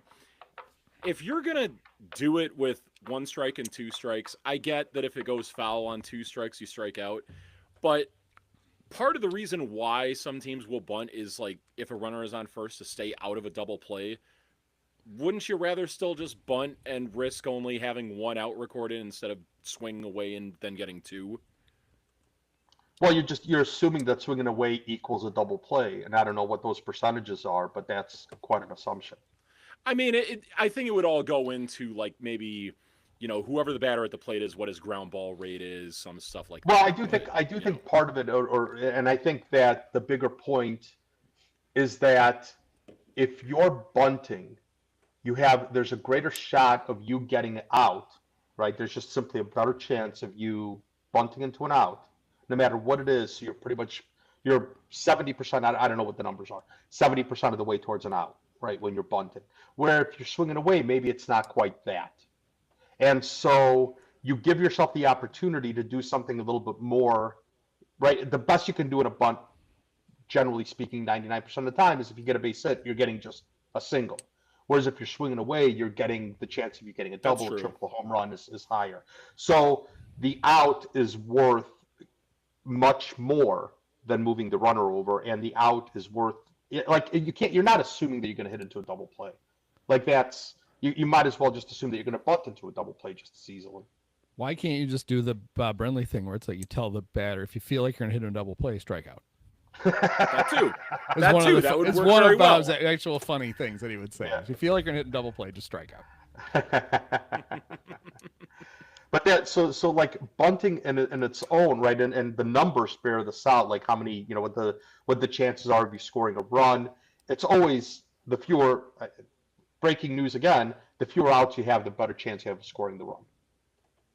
So giving away an out, even moving the runner to second base, still like you're gaining a little bit more, right? I think the chance of you scoring 2 runs goes down. There's all sorts of different numbers that come into play. I can still see from the perspective of, maybe an old school baseball mind that if you have the chance to possibly get 2 outs when it's likely that, the old adage that you fail 70% of the time, really it's like 65% of the time when we're factoring on base percentage. Right. But, that if the chances of you failing are that high, that you may as well just concede that you're going to make 1 out instead of risking possibly hitting into 2 outs. I don't agree with it, but I can kind of see it from that perspective. I don't know if this analogy is going to make sense in a baseball podcast. Do you know when, like in hockey, when you get a penalty shot, right? You always want to take the penalty shot, right? Even if you had the opportunity to take a 2-minute power play, you still always want to take the penalty shot because a power play, you're going to be successful 20% of the time scoring a goal, even if the 2 minutes go off the board. Whereas on a penalty shot, it's closer to a 50% success rate. 45. Is it really 50%? But yeah, if you're, it's a much higher percentage rate, right? And you always want that extra goal. And so it's sort of the same thing in baseball, where a bunt gets you, an out 90% of the time. If you're sacrifice bunting, gets you an out 90% of the time, whatever it is. But the chances of you moving the runner over, even if you do ground out, in other words, if you're afraid of hitting a double play, just run, have the runner try to steal, right, and then swing away, do a hit and run, whatever it is. So it's bunting is just generally, and there are situations, and bottom of the 10th inning, if you're bottom of the 9th inning, if you got a runner on second base, nobody out, fine. I could one run where you're playing for one run to win the game. I get it. Even then, it's still probably iffy, but I get it. But you can't. It's hard to assume that you're going to hit into a double play. That's not. It's sort of like I remember hearing one time when they changed the field goal rule, right, way back whenever it was, where now the offense would get the ball where the kick happened instead of where the line of scrimmage was if you miss a field goal. And somebody asked, does that change the way that you kick field goals? And whatever head coach it was, well, I don't plan on missing when you go to kick a field goal. Right. It's sort of the same thing. You don't plan on hitting into a double play, and the chances of it happening are probably relatively low compared to getting the out. It's worth not giving up the automatic out. I feel like I don't know that I have the numbers to do it, but that's intuitively how I feel about it. Fair enough. And again, you only get 3 outs per inning. You may not. You don't want to waste one because you're afraid that you might hit into 2. It's the old Earl Weaver thing, right? He was very, very big on saying that the most precious commodity that you have in baseball is 27 outs. Yeah. Don Baylor did not agree with that. No. And it was bad enough God he did it bless with the the 01 Cubs. He did it with the Rockies. And if there's one place you don't want to give outs, it's in Coors Field. Yes. Yeah. Like if you can with 1 out in Coors Field left, you can score like 8 runs. Yeah. And he's just they just proved it in a game against the Pirates not too long ago. Willy-nilly just handing them out left and right. It's like Jesus, Don. Yep. Yeah, and that's sort of the thing about it is, like I think that the focus on scoring 1 run sometimes overshadows the idea that you can actually score more than 1 run in any inning. And so you play for the 1 run because it's so precious, right? For the perception is that it's precious, that you lose sight of the forest through the trees, right? So, you lose sight of the fact that you want to score as many runs as possible. I agree with all that. And my problem with the Cubs all of a sudden adopting this, we're going to settle for bunts, is you're only doing it because your offense is struggling. So clearly you had made a decision before the season that bunting is stupid and we're not going to give up outs. Yeah. But now when you're already making outs at a rate that is unacceptable, you're giving extra ones away. You literally need to give yourself more chances. Yes. You should actually be, when you're struggling like this, you probably should bunt less. Yes. Because you need more chances to get hits. You can't just be handing out an extra out here or there for 1 base. It just doesn't make any sense. It's the fallacy of when you're struggling, you want to score the 1 run. Right, it's like what I mentioned before. It's that fallacy of I want to score the 1 run because we're struggling at the expense of better odds of scoring multiple runs later on.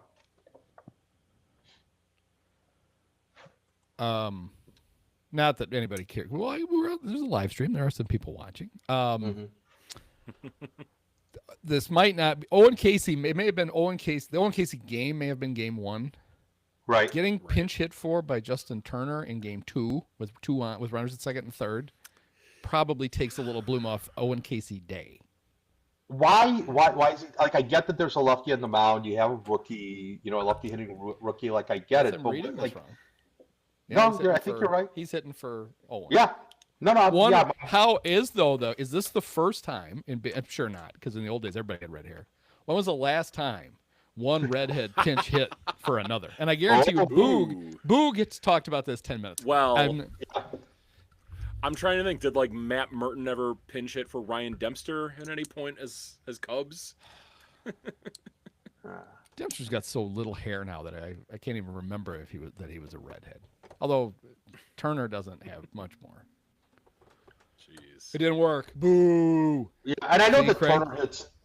I know that Turner hits. Well, Like this is the other thing, right? It's think- playing for the one run instead of thinking. And look, I'm not trying to suggest that I know more than Craig Counsell. Like I get it. He's got his reasons.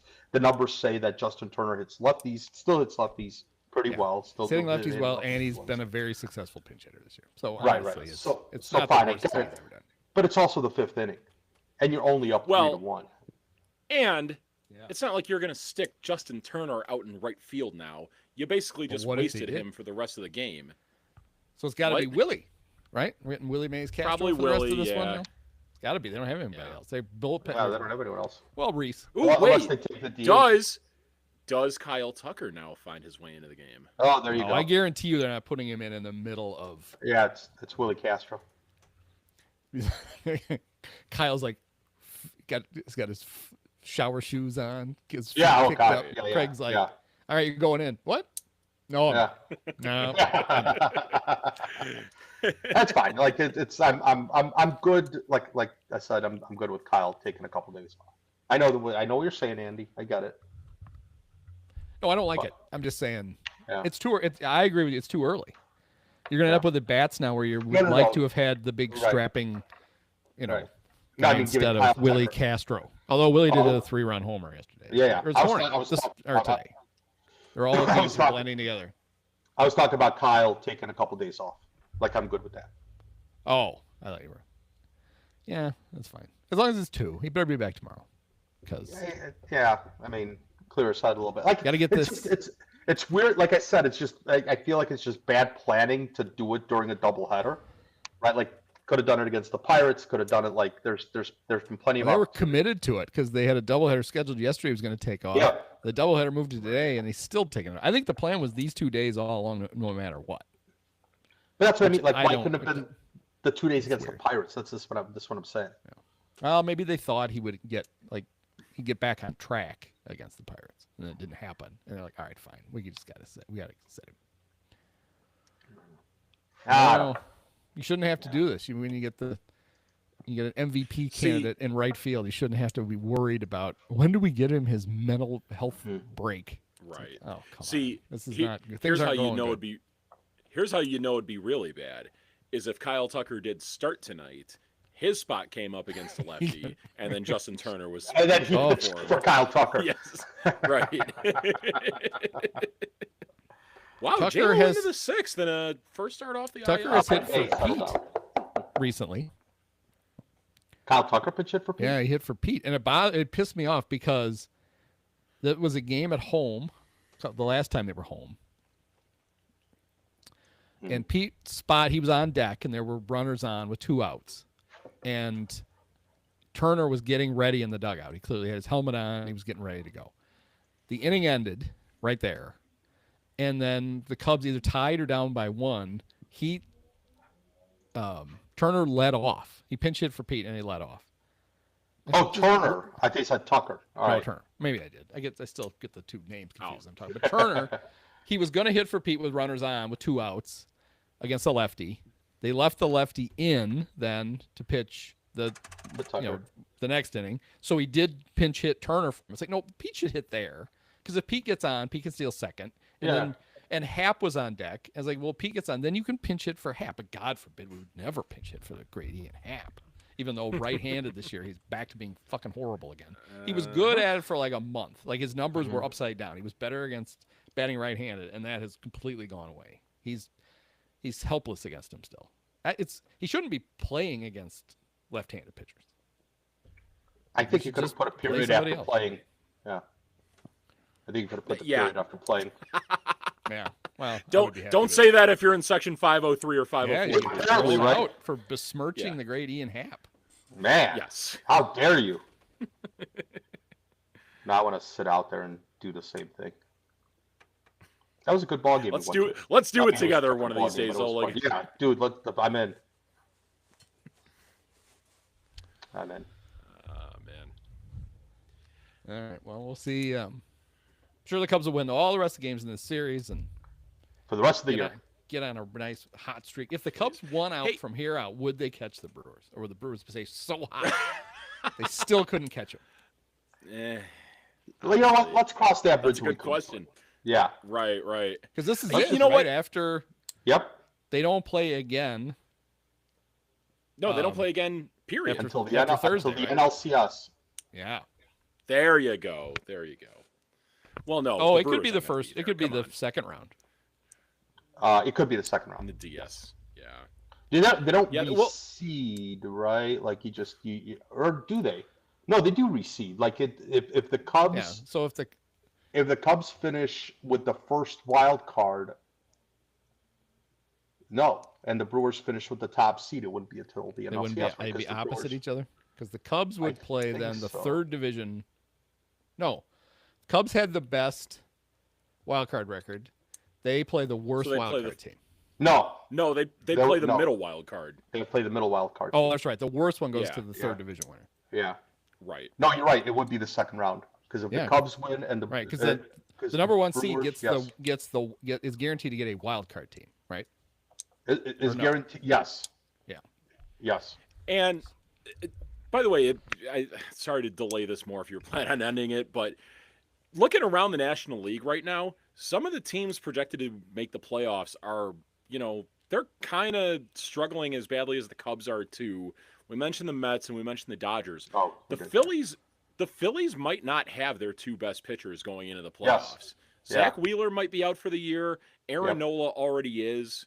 So No, Aaron Nola just came back. Yeah, he's awful. He hasn't been that good. okay. anyway. Well, Aaron all Nola right. just If he came hasn't back. been that good, They have Right. Christopher You Sanchez know, though. Yeah, Christopher Sanchez might. yeah, Christopher finish Sanchez, top three in Cy Ranger Young. Suarez too. Yeah, Suarez They has do been still mad. have a He's really been- he's damn been good all right. rotation after that. Well, But they're gonna. Yeah, I mean, Zach Wheeler is clearly their ace. They would really yeah, miss. yes. That would be a Right. huge loss if he can't come in. It Yes. looks like he probably won't. It looks like, not that the Cubs will care, but it looks like Hader might not be back for the Astros Yeah. either. Like two Yes. World Series contenders Yeah. lost their best pitcher. Although I guess Yeah. Hader's the second best pitcher on the Astros, but they lost him like Well, on the same they got day. Hunter Brown. Yeah. Well, yeah, it's funny, for all this losing the Cubs have done, they are tied for the third best record in the National League. Yeah. They have the second best Ooh. run differential still. And it's not, is it's not there- just. Is there still a chance they can carry on their, what is this now, fourth straight year of having the fifth best record in the National League? In the Oh, second half? Anything's yeah, possible. I mean, that's yeah, really what anything they're is going possible. for. Yeah, right. That's was- that's what I said. I looked at the standings. I'm like, man, they got to put a streak together just to get to the fifth best record in the Right. the second half. Andrew, you That's used to rough, be able but- to do that. You used to be able to go from, you could look at standings from one date to the next. Mm-hmm. And I don't see how you can do that right now. But I'll I'm try to sure figure there's it out. something. Yeah. I mean, I could do the All-Star break, and then but I have to go through every National League team and figure out who's got what. I'm not going to do that. There used to be a way that you would literally get the standings just for those days, which was kind of cool. So you Oh, could see, I see. So, like, what are the standings from July 1st through now? yeah, through today. There's a way on like Baseball Reference you can do it Oh, if I'm you sure. go to I'm like sure. that day on the calendar and then. See yeah, who's so best the, since then. Let's see. So the Cubs are playing 500 over the last 10. We can go better than that. Can't Well, that's remember sort of the thing, right? Is last that 20. they just had a really rough 10-game stretch, and they were still only a few games under 500 for, like, I don't know, since the All-Star break or whatever it is, after going 2-8. Like like I said, I get the frustration, and I'm frustrated also, but they're not bottoming out. Like this isn't rock bottom. They're not like they're playing bad ball and they're getting unlucky, but they're getting still some good performances. They're still winning some games, and it's just they're on the brink of it's just amplified because the Brewers are so good. All right, so like last 20 games. This is Yeah. going into today. Brewers 18-2. Sure. Cubs 9-11. Yeah. The Reds, who have crawled back into wild card condition, 10-10, playing Yeah. 500 over that stretch. Yeah. The Phillies are 12-8, so that's pretty good. The Mets 6-14. Yeah. What happened? What are the Dodgers? Yeah. Oh, there's the West. Dodgers are 10-10. Yeah. So yeah, there's a lot of that going on. Like you're not. Okay. It's not like this is what I mean. Like it's not.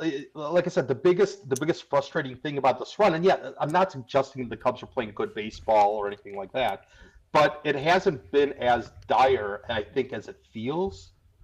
And I think the reason why it feels so dire is less to do with the Cubs. Although I get it, they're not hitting. There's bad things, but it's just the Brewers. I guess the frustration should be no matter how red hot the Brewers are, if Yeah. the Cubs had played the kind of baseball they were playing, Yeah. they would have pushed the wild card basically out Yes. of range for anybody Yes, else. that's Exactly. true. That's a good point. That's good. But Right. even then, like even your point just now about the last 20 games, they're still only a couple games under. What did you say they were 9-11? Whereas everybody else, like even the Reds are 10-10, and they've made up some ground on a terrible Mets team. Well, a team that's been playing terribly. Yeah, so The like Mets over are the 6 and last 14. 20 games, the Reds have gained 1 game on the Cubs. Yeah, Um, and the Cubs haven't been playing their best ball. Like the again, Cubs the Mets playing are as just bad as fucking they good. have Yeah. gone 4 games clear of the Mets. They've picked up Yeah. 4 games on the Mets. Yes. Yeah. Mhm. They've gone even with the Padres have caught up a little bit. Although the Padres Yeah. are on a 4-game. The Padres were red hot. Now Well- they're on a 4-game losing streak. Yeah. Here's the thing with the Padres, by the way. We should start rooting really, really hard for them to take first place over the Dodgers. Because I brought this up, I think, on the last episode we recorded. The Cubs have the tiebreaker against the Dodgers with the head-to-head record. The tiebreaker with the Padres is still to be determined because they tied head-to-head 3-3, and that will still go to divisional record. But if the But- Padres can just take first place, then it won't even matter.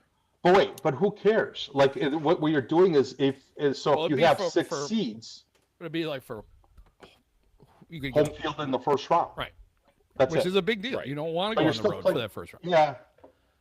Yeah, because you're But still playing. wouldn't Yeah. would you rather play the Dodgers at home Or the or Padres. Or, go play the Padres in San Diego? I would rather go play the Padres in San Diego. I just have a hunch. I have a hunch that when the season Wrigley in ends, October and oh the yeah, Dodgers that's pitching that's is pretty always beat been up. so good for the Cubs. That's been amazing. Wrigley. Ay. When was the Yeah. last time they haven't scored they haven't scored more than 1 run in a playoff game at Wrigley since the last time they won 2017? one.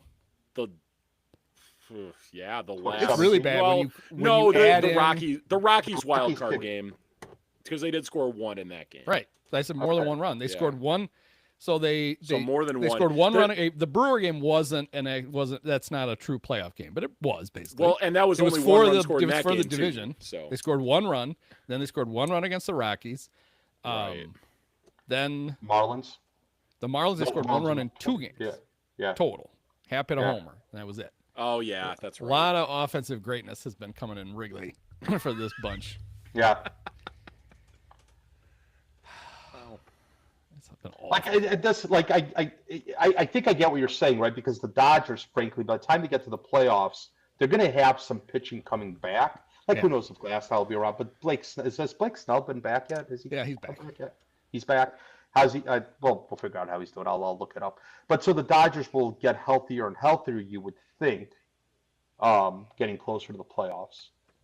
I mean, and all they if gotta do they're is sort of hold still on. beat up, then you're fine, right? Right, Like you right. like that matchup. Right. But if they do manage to get their starting pitching sorted out, and Yeah. and then they'll throw Lord knows how many innings Shohei will pitch once you get to the Yeah. playoffs. I don't 2 games against the. I mean, well, I guess you could look at it this way, right? If your goal was to win the World Series, which clearly is not the Cubs, Right. you really would like to get the Dodgers in that first round. Yes, Because you only have to beat them that's twice. what I'm saying. It's the one Right, time you only have right. to beat them twice. right. But that, the My- Cubs are the like, we thing- just need to get through the first round. Yeah. That's Well, all. the Then thing we about get the Padres we need more home is- games. What the Padres did, and I know it hasn't quite worked out yet, but that bullpen that the Padres put together, they've got some. That's- Michael King is hurt again. Yeah. But that bullpen that the Padres have, they go 5 deep in that bullpen, and that's what the playoffs Well, that was are why going to they be all did it, about. right? I mean, Yeah. Yes. Preller looked at Cease has been rough. Yep. Like right. it's not just his ERA is a little high, but his other numbers are. He hasn't been very good. And Right. when when Cap got all goo goo about the Cubs were going to trade for Dylan Yeah. Cease, it's like there would be a reason that he would be available. Yeah, I mean, I think AJ said, "Well, we can't get." That was the frustration with Jed, right? That we can't get Right. on top of the rotation. Well, then add to your Right. bullpen. You need Right, to add right. some real pitching. He didn't. Right. And the Padres were like, "Screw it. We'll just Yep. We'll load up the bullpen so much that we just need 3 innings out of any starter and we're fine. And that's what they Can did. you imagine the vapors that Judd Hoyer would have gotten if he had the number 3 prospect and Oh God. traded him for like holy cow? If he'd have traded the 8th prospect from the Cubs, Yeah. the perverts would have gone nuts. How could you give him up? He's going to be a Hall of Famer. Yeah. There are honestly, there was some disgruntlement from some of the prospect people that like they traded like Christian Franklin or Yeah. any of the guys that they did, and it's like, They're- guys, Who come did they on. give up? What did they, They give need up help for right now. Willie? They didn't give up anything for Willie. And there are pervs that are Ryan mad. Gallagher was a Yeah. pitcher in South Bend. Didn't they give up Sean Gallagher to the Reds for Travis Wood? No, that's the Oh, Sean Josh Marshall. Donaldson trade he Yeah, won. Sean Gallagher was. Oh. Well, it wasn't the, Gallagher and that Rich was Harden. the Rich Harden. Yeah. Oh, Rich Harden. Rich Oh. Harden for Sean Gallagher and Josh Donaldson and maybe and Okay. Corey's brother, Eric Patterson. Oh, okay. Hey, there we Oh, go. That's a yeah, good there looking you go. The bobblehead. Rich Harden There you bobblehead. go. There's not a lot of these in the. Man, the I wild. loved Rich Harden. I loved Rich Harden. I'm trying to think. Wait, how would there have been a Rich Harden bobblehead when he was only like in 09? They gave that away. I mean, they 'Cause, must like, have he- went in. He came here middle of 08. Yeah. So is the only other time they could have had done it was 09. Wow. They knew greatness when they saw it. Dude, I loved Rich Harden. I liked him Yeah, too. so He'd he be great made on this 12. team. He made 12 starts for those 08 Cubs. 5-1 Yeah. with a 177 ERA. Yeah. Struck out 89 and 71 innings. So like the Brewers had gotten Sabathia, and then like Yeah. 3 days later, Yeah. Right. Jim went out and got Harden. Yeah. And but the reason Harden was available was because he always hurt. But when he Yeah, was right, healthy, right, he was right. so good. Oh, so good. Well, So one good. thing that like I complained about a lot, and like we beat to death how bad Dempster was in Game 1, walking 7 Mhm. Dodgers in the grand Mhm. slam to James Loney. Rich Harden going into those playoffs was the most rested Cubs starting pitcher. Yeah, and but if you're going to give up that type of package to get him, well, I feel like he should have been the one to start Game 1. he clearly wasn't healthy. Yeah, no, wait. I think that was the thing, right? It's that. I mean, he made a start. Made that start in LA, and Mhm. he 4 innings, 5 hits, 3 runs, 4 strikeouts, 2 walks, 3 walks. Yeah, he was. All right. I remember feeling going into that playoffs like it's just too bad we don't have a real Rich Harden, and I don't think we did. And we never did after that ever. Well, That species rarely existed. A healthy Rich Harden. When it did, he was. Oh man. Yeah. for sure. All right. Well, let's see if the Cubs can hold on. They've pushed their lead out 4-1. They got a rare great start out of Jameson Tyone against a winning baseball team. That just proves that the Brewers are not really good. There we Is it go. Jameson there we Taillon? go. Can do this. You suck. Because he only True. beats teams that suck. Has he beaten them already this year? I think they might be one of the rare teams. Game in Milwaukee in May. Yeah, he did. There you go. He's got their number. He's the Brewer whisperer. Huh. Why can't Cade Horton just pitch with a glove on? Why can't Cade Horton pitch with a glove? Like, oh, in his right hand. Yeah, with his blisters. Can he do the Yu Darvish thing of just throwing lefty on his off days? He was never and, going to do it. See if that'll and work. poor you. I think it's over. I love him. He's one of my all-time Yeah. favorites. He's not good. Has Horton? Maybe he needs to had be all left-handed now. Maybe that's the answer. All lefty all the time. But There we my go. dream of him pitching an inning left-handed in the big leagues, I don't think is ever. I think Yeah. we're gonna, Is, I think sorry, this is it. He's 38. He's bad. Yeah. I think it's over. But is Cade Horton? Has he had this blister problem pop up before? I think he said he did. Okay. He was talking about mean- it. I made fun of that graphic that Marquis just ran, this huge thing that said Cade Horton blister. Blister. It's like, what? What are we doing? Calm down. Could have just put that on the lower third of while a batter is still in the box. show that. Oh, well, the Cubs play the Padres. No, the Cubs don't play the Padres. Well, in the playoffs, if the Cubs play the Padres, AJ Preller should have you come in, should tell Mike Schilt, the amazing Mr. Personality, Mike Schilt, that if Owen Casey gets an at-bat in the playoffs, you got to bring you in to pitch left-handed to him. So we can settle the trade once and for all. Lefty you against There you go. in the playoffs. That'll determine all the the trade. marbles. Yes. But I'm sure. What do we got? Where's Reginald Preciado? I'm sure he's just about ready. Probably on the same Mexican League team as like Is Addison he Russell still right now. 12? He's still in South Bend. He's only 22. He's in South Bend, hitting 220, 303, 299. Oh God. Yeah, I still toss him in remember the same box as Ed Howard. Yeah.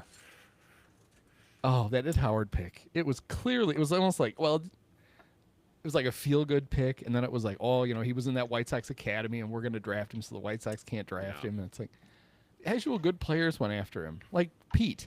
Like, you could have just picked Pete, and you could have traded Javi for something else, Right. or you could have kept Javi and had both. Yep. I remember that pick. People were just like, Keith Law's head almost exploded. Yeah. And that was the pick. He's like, what round did they think they were picking in? Did they wake up and it was the 10th? Yeah, we'll take Ed Howard. Oh, it's the first? Oh, shit. Oh, well. He's ours now anyway. Holy cow. Kate Cavalli's kind of turning. Oh, man. Tyler Soderstrom would have been fine. Whatever. Jordan Westbrook. All right, I'm done with It just felt like a pick that was never going to work when they made it. It's like, what are we? But remember though that with the Cubs, that turned out to be a great draft because they signed the best undrafted free agent that year. Because remember, the draft was only 5 rounds because of COVID. Yeah. They got Matt Mervis, and that made up for all of it. They got a first-round talent. There we go. Worth it. All right. Okay. All right, we're really going this time. Yeah. Only an hour 47 into this one. Holy Sorry, cow. This is like a one, remember this folks. crap. It kind of turned into it with Johnny Bench and Yep. umpire stories. Mike will be yelling at his podcast device. All right. See you guys later. Well, we'll see you guys in 2 weeks. Cubs will probably be in first place again. That'd be great. It better be. Yeah, at this rate. Oh, wait. I almost missed. I can't just shut this one off because then the people don't get what they want. Oh, yeah.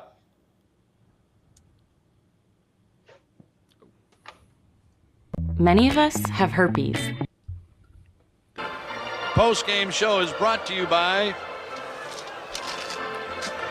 Christ, I can't find it. The hell with it. It's fitting. It's got to be done with one of the best games of all time. Just unbelievable. Got to congratulate the Dolan family. Thank you. Sean, my podcast co-host Andy, you were his favorite player growing up. Oh, thank you so much, Awesome.